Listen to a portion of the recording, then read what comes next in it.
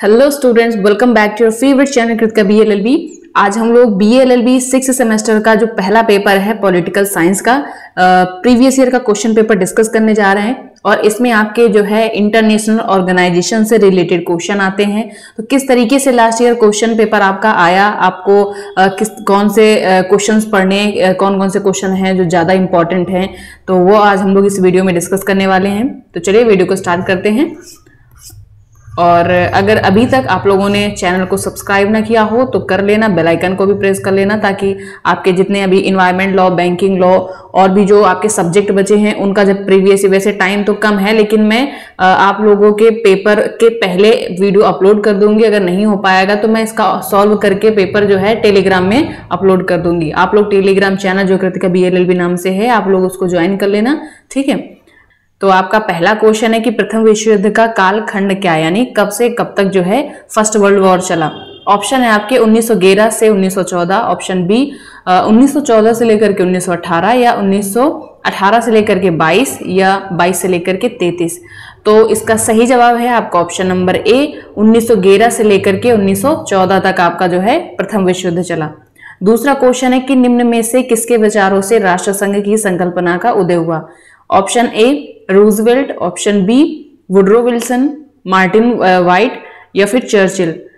तो इसका सही जवाब है आपका option number B, Woodrow Wilson. Woodrow Wilson के विचारों से आपके राष्ट्र संघ की, जिसको लीग ऑफ नेशन बोलते हैं, ठीक है, इसका जो है उदय हुआ था। नेक्स्ट आपका क्वेश्चन है कि कौन सा संगठन युद्ध का शिशु कहलाता है।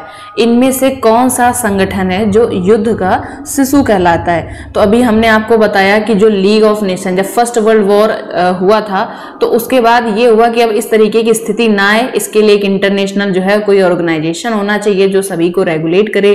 तो वहां पर आपका जो पहला बना था ऑर्गेनाइजेशन वो है आपका राष्ट्र संघ। इसको हिंदी में कहते हैं, इंग्लिश में आपका लीग ऑफ नेशन कहते हैं, ठीक है। चलिए, और याद रखिएगा ये आपके क्वेश्चन तो इंपॉर्टेंट है ही, इसी के साथ साथ आप लोग जब पेपर को सॉल्व करते जाओगे तो ये क्वेश्चन देखते ही आपको ये पता चल जाएगा कि क्वेश्चन किस तरीके से आएंगे आपके एग्जाम में, ठीक है। और ये वेरी इंपॉर्टेंट क्वेश्चन है, रिपीट होने के बहुत चांसेस हैं आपके, क्योंकि यूनिवर्सिटी कुछ नया नहीं करती है, आपके ज्यादातर प्रीवियस ईयर के ही क्वेश्चन पेपर जो है क्वेश्चन उठा करके रख देते हैं, ठीक है। तो अभी अगला क्वेश्चन देख लेते हैं। राष्ट्र संघ, जिसको लीग ऑफ नेशन बोलते हैं, इसकी स्थापना कब हुई थी। 1920 या 1930 या 1939 या 1945। तो इसका सही जवाब है, आप लोग याद रखिएगा कि 1911 से लेकर के 1914 तक तो आपका प्रथम विश्व युद्ध चला। और अभी हमने थोड़ी देर पहले बताया कि उस युद्ध के बाद ही ये सोचा गया था कि जो है अब इस तरीके की स्थिति न बने, इसके लिए कोई ऑर्गेनाइजेशन होना चाहिए। तो आप लोग ये डेट याद रखिएगा 1920, ठीक है, उसके पास डेट आपकी यही है। तो बाकी के ये ऑप्शन जो है ये नहीं हो सकते हैं, तो ये गलत है। तो ये डेट आप लोग याद रखना, 1920 में जो है लीग ऑफ नेशन की स्थापना हुई थी। नेक्स्ट क्वेश्चन आपका है कि राष्ट्र संघ के गठन के लिए 14 सूत्री कार्यक्रम किसने दिया था। Option A Williamson, option B U थॉट, ऑप्शन सी वुडरो विल्सन, या ऑप्शन डी रूजवेल्ट। तो इसका सही जवाब है आपका option number C, Woodrow Wilson. Woodrow Wilson ने जो है राष्ट्र संघ के गठन के लिए 14 सूत्री कार्यक्रम दिया था। अगला जो है, कौन सा अंग राष्ट्र संघ की विधायिका थी। इनमें से कौन सा अंग राष्ट्र संघ की विधायिका थी। ऑप्शन है परिषद, सचिवालय, सभा, या फिर राष्ट्रीय न्यायालय। तो इसका सही जवाब है आप लोगों का ऑप्शन नंबर सी, सभा। सभा जो है ये आपका लीग ऑफ नेशन की जो है विधायिका थी। नेक्स्ट आपका है क्वेश्चन कि राष्ट्र संघ का मुख्य लक्ष्य क्या था। राष्ट्र संघ का यानी लीग ऑफ नेशन का मुख्य उद्देश्य क्या था। ऑप्शन है आपके निशस्त्रीकरण, या ऑप्शन बी सामूहिक सुरक्षा द्वारा युद्ध को रोकना, ऑप्शन सी राष्ट्रों के बीच विवादों का बातचीत एवं कूटनीति द्वारा समाधान करना, या ऑप्शन डी उपरोक्त सभी। तो इसका जैसा कि आप लोग देख पा रहे हो सारे ही उद्देश्य जो है इसके थे, लीग ऑफ नेशन के सारे लक्ष्य थे। तो आपका ऑप्शन डी जो है ये करेक्ट है, ठीक है, उपरोक्त सभी। नेक्स्ट है आपका क्वेश्चन कि किस देश ने राष्ट्र संघ की सदस्यता नहीं ली। इनमें से कौन सा देश है जिसने राष्ट्र संघ की सदस्यता नहीं ली। अमेरिका, ब्रिटेन, फ्रांस, या इटली। तो आपका ऑप्शन ए जो है ये करेक्ट आंसर है। अमेरिका। अमेरिका जो है ये इसका सदस्य नहीं बना था लीग ऑफ नेशन का, लेकिन उसके बाद जब यूएनओ आया था तो उसका ये मेंबर है। ठीक है, नेक्स्ट आपका है निम्नलिखित में से कौन एक सन 1920 में राष्ट्र संघ की परिषद का स्थायी सदस्य नहीं था। इनमें से कौन 1920 में जो आपका राष्ट्र संघ बना था उसकी परिषद का स्थायी सदस्य नहीं था। ऑप्शन है ए ब्रिटेन, इटली, चीन या फ्रांस। तो इसका सही जवाब है आपका चीन। चीन जो है इसका स्थायी सदस्य नहीं था, राष्ट्र संघ की परिषद का स्थायी सदस्य नहीं था। नेक्स्ट आपका है राष्ट्र संघ के कितने संवैधानिक अंग थे। जो राष्ट्र संघ है लीग ऑफ नेशन, इसके कितने, अब ये है नहीं है, ठीक है, था पहले। ठीक है, ये चीज आप लोग याद रखना। तो राष्ट्र संघ के कितने संवैधानिक अंग थे। ऑप्शन है 1, 2, 3 या 8। तो इसका सही जवाब है आप लोगों का ऑप्शन नंबर सी, इसके 3 अंग थे। नेक्स्ट क्वेश्चन है कि निम्नलिखित में से राष्ट्र संघ का कौन एक अंग नहीं है। ऑप्शन है ए सभा, परिषद, स्थायी सचिवालय, आर्थिक एवं सामाजिक परिषद। तो इसका सही जवाब है आप लोगों का ऑप्शन नंबर डी। ये याद रखना, आर्थिक एवं सामाजिक परिषद ये आपका लीग ऑफ नेशन का एक अंग नहीं था, लेकिन आप लोगों का ये जो यूएनओ है, संयुक्त राष्ट्र संघ, इसका जो है ये अंग है। ठीक है, तो ये चीज भी आप लोग याद रखना। राष्ट्र संघ की स्थापना किस संधि द्वारा की गई थी। लीग ऑफ नेशन की स्थापना किस संधि द्वारा की गई थी। गैंगटो संधि, पेरिस संधि या वारसाय संधि, वारसाय की संधि या इनमें से कोई नहीं। तो इसका सही जवाब है आप लोगों का ऑप्शन नंबर सी, वारसाय की संधि। नेक्स्ट क्वेश्चन है कि राष्ट्र संघ का मुख्यालय कहाँ स्थापित था। ऑप्शन है रोम, जिनेवा, वॉशिंगटन या पेरिस। तो 13 का करेक्ट आंसर है आपका जिनेवा। ठीक है, जिनेवा में जो है इसका हेडक्वार्टर था। अब इस तरीके से क्वेश्चन आपके एग्जाम में बहुत पूछे जाएंगे। ठीक है, तो आप लोग सबसे पहले क्या करना, जो भी आपके सिलेबस में जितने भी ऑर्गेनाइजेशन दिए गए हैं उनको बहुत अच्छे से पढ़ लेना कि इनकी स्थापना कब हुई थी, इनका हेडक्वार्टर कहाँ पे है, अध्यक्ष कौन है और कौन कौन सी कंट्रीज इनके मेंबर है, इंडिया किसका किसका मेंबर है। इस तरीके के क्वेश्चन आप लोग अच्छे से पढ़ लेना। ठीक है, अगला क्वेश्चन है आपका राष्ट्र संघ की आधिकारिक भाषा थी। जो राष्ट्र संघ था उसका आधिकारिक यानी ऑफिशियल लैंग्वेज उसकी क्या थी। तो ऑप्शन ए है आपका फ्रेंच और अंग्रेजी, ऑप्शन बी अंग्रेजी और अरबी, फ्रेंच और इटालियन या स्पेनिश और अरबी। तो इसका सही जवाब है आप लोगों का ऑप्शन नंबर ए, फ्रेंच और अंग्रेजी भाषा जो है इसकी आधिकारिक भाषा थी। नेक्स्ट आपका क्वेश्चन है कि राष्ट्र संघ के असफलता के प्रमुख कारण क्या थे। ठीक है, तो इसके कुछ ऑप्शन दिए गए हैं। बड़े राष्ट्रों की स्वार्थपरता या फिर ऑप्शन बी राष्ट्र संघ की शक्तिहीनता, ऑप्शन सी हिटलर की आक्रामक नीतियां या उपरोक्त सभी। तो इसका सही जवाब है आपका उपरोक्त सभी। ये सारे इसके प्रमुख कारण थे। नेक्स्ट है निम्नलिखित में से कौन सा संगठन राष्ट्र संघ के अंतर्गत नहीं आता है। इनमें से कौन संगठन है जो राष्ट्र संघ के अंतर्गत नहीं आता है, नहीं आता था, बार बार हम है बोल रहे हैं, ये था में है। ठीक है, कौन कौन नहीं आता था। ऑप्शन है आपका शरणार्थियों हेतु आयोग, ऑप्शन बी अंतरराष्ट्रीय सैन्य बोर्ड, ऑप्शन सी दासता आयोग या इनमें से कोई नहीं। तो इसका आपका सही जवाब है ऑप्शन नंबर बी, अंतरराष्ट्रीय सैन्य बोर्ड जो है ये आपका राष्ट्र संघ के अंतर्गत नहीं आता था। अब आपका नेक्स्ट क्वेश्चन है सूची 1 व सूची 2 का मिलान कीजिए। अब इसमें जो है मैचिंग आपका दिया गया है। यहाँ पे वारसा पैक्ट जो है इसका मैचिंग करना है आपको। ये क्या है, एक साम्यवादी सैनिक संगठन है। संयुक्त राष्ट्र संघ ये क्या है, संयुक्त राष्ट्र संघ एक अंतरराष्ट्रीय संगठन है। नाटो ये क्या है, तो ये आपका एक पश्चिमी सैनिक संगठन है। और वहीं पर आपका है यूरोपियन संघ, यूरोपियन संघ की मैचिंग करनी है आपको इससे आर्थिक संगठन से। तो ये आपका जो है ऑप्शन नंबर ए करेक्ट हो गया। ठीक है, ये इसका सही जवाब है। अगला क्वेश्चन देख लेते हैं।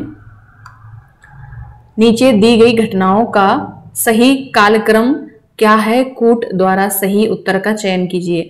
अब इसमें जो भी इस संगठन है जिनकी भी स्थापना हुई है तो इनको समय के अनुसार आपको बताना है कि इसमें कौन सा सही है ऑप्शन। तो सबसे पहले आपका जो है इसमें राष्ट्र संघ की स्थापना हुई थी, जैसा कि हमने आपको बताया अभी कि आपका 1920 में इसकी स्थापना हुई थी, जिसको लीग ऑफ नेशन कहते हैं, प्रथम विश्व युद्ध के बाद। उसके बाद आपका आया था ये संयुक्त राष्ट्र संघ। ठीक है, संयुक्त राष्ट्र आया और उसके बाद जो है आपका फिर ये नाटो आया था, ठीक है, और फिर ये लास्ट में आया गुटनिरपेक्ष आंदोलन की स्थापना, ये हुई थी। तो इसका जो डी है ये करेक्ट आंसर हो जाएगा, ऑप्शन नंबर डी इसका करेक्ट हो जाएगा। तो ये आप लोग जो है इसको याद कर लेना अच्छे से। नेक्स्ट क्वेश्चन है आपका कि राष्ट्र संघ किस वर्ष समाप्त हुआ था। ऑप्शन है आपके 1924, 1933 या 1939 या 1946। तो इसका सही जवाब है आपका ऑप्शन नंबर डी, 1946 में ये आपका समाप्त हुआ था। नेक्स्ट क्वेश्चन है कि संयुक्त राष्ट्र संघ की स्थापना हुई, संयुक्त राष्ट्र संघ जो कि इस समय आपका वर्तमान में है, तो इसकी स्थापना कब हुई थी। तो इसका सही जवाब है आपका 24 अक्टूबर 1945, ठीक है, 24 अक्टूबर 1945 को आपका संयुक्त राष्ट्र संघ की स्थापना हुई थी। नेक्स्ट क्वेश्चन है कि निम्नलिखित में से कौन सा देश सुरक्षा परिषद का स्थायी सदस्य नहीं है। तो जो संयुक्त राष्ट्र संघ का जो आपका एक अंग है सुरक्षा परिषद, तो उसमें जैसा कि आपको मालूम है 5 सदस्य होते हैं, ठीक है, और जिनमें से 5 को वीटो पावर मिली हुई है। अब ये 5 सदस्यों में आपसे पूछा जा रहा है कि इनमें कौन सा नहीं है। तो पहले तो ये जान लो कि है कौन कौन सा। तो जो है चीन है आपका, फ्रांस है, ब्रिटेन है, संयुक्त राज्य अमेरिका है और एक आपका रूस हो गया, ठीक है। ये 5 इसके सदस्य हैं। तो आपका एक बचा ये भारत, अपना भारत ही इसका जो है स्थायी सदस्य का मेंबर नहीं है, ठीक है, सुरक्षा परिषद का स्थायी सदस्य नहीं है। वैसे तो यूएनओ का मेंबर है, लेकिन इसका सुरक्षा परिषद का स्थायी मेंबर नहीं है, ठीक है। नेक्स्ट क्वेश्चन है आपका संयुक्त राष्ट्र संघ के महासचिव की नियुक्ति की जाती है, किसके द्वारा की जाती है। तो विश्व बैंक द्वारा या फिर ट्रस्टीशिप काउंसिल द्वारा या सुरक्षा परिषद द्वारा या फिर महासभा द्वारा।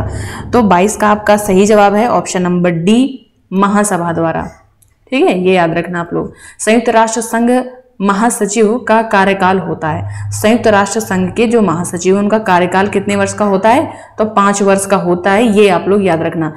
अगला क्वेश्चन है आपका संयुक्त राष्ट्र संघ के प्रमुख अंगों की संख्या है, कितनी संख्या है। संयुक्त राष्ट्र संघ के जो प्रमुख अंग हैं, अभी हमने थोड़ी देर पहले ही इनकी संख्या बताई है 6, ठीक है, और उसके कितने थे, उसके 3 थे, लीग ऑफ नेशन के इसके 6 हैं। नेक्स्ट क्वेश्चन है कि निम्नलिखित में से कौन सा एक संयुक्त राष्ट्र संघ का अंग नहीं है। तो ऑप्शन है आपके महासभा, सुरक्षा परिषद, यूरोपियन यूनियन, यूरोपियन संघ, या नेक्स्ट है आपका अंतर्राष्ट्रीय न्यायालय।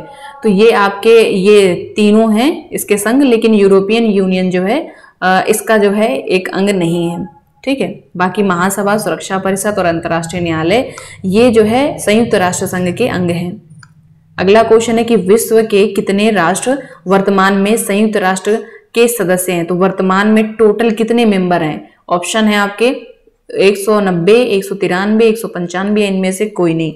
तो आपका क्वेश्चन का सही आंसर है ऑप्शन नंबर बी, 193। 193 जो है इसमें वर्तमान में मेंबर हैं। नेक्स्ट क्वेश्चन है आपका कि आर्थिक एवं सामाजिक परिषद में कितने सदस्य होते हैं। ऑप्शन है आपका 15, 26, 36 या 54। तो इसका सही जवाब है आपका ऑप्शन नंबर डी, आर्थिक एवं सामाजिक परिषद में कुल जो है 54 सदस्य होते हैं, ये याद रखना आप लोग। नेक्स्ट है आपका क्वेश्चन कि संयुक्त राष्ट्र घोषणा पत्र के अनुसार, संयुक्त राष्ट्र घोषणा पत्र के अनुसार सुरक्षा परिषद की मुख्य जिम्मेदारी क्या है। तो इसके ऑप्शन है अंतर्राष्ट्रीय शांति एवं सुरक्षा कायम रखना, या युद्ध को कायम रखना, या सामूहिक सुरक्षा, या फिर एक दूसरे का सहयोग। तो इसका जो मेन उद्देश्य है वो है आपका ऑप्शन नंबर ए, अंतर्राष्ट्रीय शांति और सुरक्षा को कायम रखना। नेक्स्ट क्वेश्चन है संयुक्त राष्ट्र संघ के वर्तमान महासचिव कौन है। ऑप्शन है आपके कोफी अन्नान, या बुतरस घाली, एंटोनियो गुटेरस, या आपका ऑप्शन डी है यू थॉट। तो सही जवाब है आपका option number C, Antonio Guterres. ये इनके महासचिव हैं, ठीक है, संयुक्त राष्ट्र संघ के वर्तमान महासचिव हैं। अगला क्वेश्चन है कि सुरक्षा परिषद में कितने स्थायी सदस्य हैं। ये थोड़ी देर पहले ही हमने आपको आंसर इसका दिया था, और इसमें 5 जो है स्थायी सदस्य हैं, नाम भी आपको हमने बता दिए थे भी। अगला क्वेश्चन है कि किस तिथि को संयुक्त राष्ट्र संघ ने मानव अधिकारों के सार्वभौमिक घोषणा पत्र को स्वीकार किया। तो सबसे पहले तो आपको ये पता होना चाहिए कि मानवाधिकार दिवस कब मनाया जाता है। तो 10 दिसंबर को मनाया जाता है, तो बस वही आप लोग याद रखना, ठीक है। 10 दिसंबर 1948 को जो संयुक्त राष्ट्र है उसने जो है मानवाधिकारों के सार्वभौमिक घोषणा पत्र को स्वीकार किया था। बस ऐसे याद रखना आप लोग, ठीक है, डेट याद रखना 10 दिसंबर 1948। नेक्स्ट क्वेश्चन है कि संयुक्त राष्ट्र नाम जो है किसने दिया था। Option A Franklin D Roosevelt, option B Nixon, option C Stalin, option D Churchill. तो इसका सही जवाब है आपका option number A, Franklin D Roosevelt. Franklin D Roosevelt ने संयुक्त राष्ट्र का नाम दिया था। नेक्स्ट क्वेश्चन है, संयुक्त राष्ट्र संघ का मुख्य कार्यालय जो है वो कहां पर है? ऑप्शन है हेग या न्यूयॉर्क, जिनेवा या वॉशिंगटन। तो इसका करेक्ट आंसर है option number B, New York. New York में जो है आपका संयुक्त राष्ट्र संघ का मुख्यालय है। नेक्स्ट है, अंतरराष्ट्रीय न्यायालय का मुख्यालय स्थित है। अंतरराष्ट्रीय न्यायालय का मुख्यालय जो है वो कहाँ पे स्थित है? ऑप्शन है जिनेवा, न्यूयॉर्क, हेग या पेरिस में। तो इसका सही जवाब है आपका ऑप्शन नंबर सी, हेग में। अब नेक्स्ट क्वेश्चन है, आईबीआरडी की स्थापना किस वर्ष हुई थी? ऑप्शन है आपके 1944, 1955, 1965 या 1995। तो सबसे पहले तो आईबीआरडी का फुल फॉर्म आप लोगों को पता होना चाहिए, एग्जाम में बाई चांस आ जाए। तो इसका फुल फॉर्म है international bank for reconstruction and development. ठीक है, अब आपसे पूछा जा रहा है कि इसकी स्थापना कब हुई, तो बता देना। इसका सही जवाब है 1944। 1944 को आईबीआरडी की स्थापना हुई थी। और इस तरीके से क्वेश्चन आपके एग्जाम में बहुत पूछे जाएंगे। अब आपसे पूछ लिया गया कि आईबीआरडी का मुख्यालय कहाँ पे है। ठीक है, तो इसका हेडक्वार्टर याद रखना आप लोग, वॉशिंगटन डीसी में है। कहाँ पे है? वॉशिंगटन डीसी में है। अगला क्वेश्चन है, इसको नेक्स्ट क्वेश्चन देखते हैं। क्वेश्चन है कि यदि किसी देश का भुगतान संतुलन प्रतिकूल है तो कौन सी संस्था उस देश की सहायता करेगी? फिर से पढ़ते हैं, यदि किसी देश का भुगतान संतुलन जो है प्रतिकूल है तो कौन सी संस्था उस देश की सहायता करेगी? तो ऑप्शन है आपका अंतरराष्ट्रीय मुद्रा कोष या विश्व बैंक या विश्व व्यापार संगठन या एशियाई विकास बैंक। तो इसका सही जवाब है आप लोगों का अंतरराष्ट्रीय मुद्रा कोष। जो अंतरराष्ट्रीय मुद्रा कोष है तो ये आप लोगों का हेल्प करता है, ठीक है, सहायता करता है। नेक्स्ट क्वेश्चन है, आईएमएफ का विचार। आईएमएफ का फुल फॉर्म तो पहले याद कर लो आप लोग, इंटरनेशनल मॉनेटरी फंड, ये आईएमएफ का फुल फॉर्म है और इसी को अंतरराष्ट्रीय मुद्रा कोष भी कहते हैं। तो आईएमएफ का जो विचार है वो आपका किस सम्मेलन में शुरू किया गया था? तो ऑप्शन है ब्रिटेन वुड्स सम्मेलन, गैट या उरुग्वे दौर की बातचीत या फिर इनमें से कोई नहीं। तो इसका आपका सही जवाब है option number A, Bretton Woods सम्मेलन। ब्रिटेन वुड्स सम्मेलन में जो है आईएमएफ का विचार आया था या इसके विषय में चर्चा करी गई थी। नेक्स्ट क्वेश्चन है कि मई 2020 से विश्व स्वास्थ्य संगठन यानी WHO के कार्यकारी बोर्ड के अध्यक्ष के रूप में किसने कार्यभार संभाला था? तो इसके ऑप्शन है प्रीति सुडान या हर्षवर्धन के सैलजा या रणदीप गुलेरिया। तो इसका आपका सही जवाब है ऑप्शन नंबर बी, हर्षवर्धन।